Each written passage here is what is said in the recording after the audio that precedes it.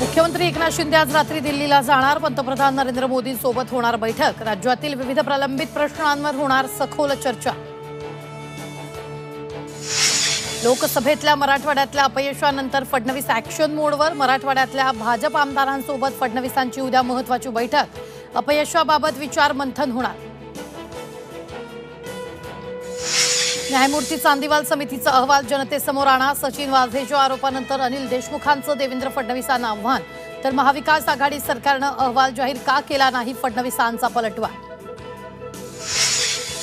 विधानसभा निवडणुकीत मराठा कुणबी उमेदवाराला मतदान करू नका। पाटील की जागी झाली तर ते आपल्या बाजूने मतदान करणार नाहीत। प्रकाश आंबेडकरांचं खळबळजनक विधान।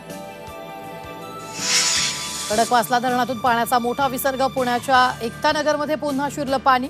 बचाव पथकाकडून नागरिकांना मदत। राज ठाकरेंनी केली पूरपरिस्थितीची पाहणी।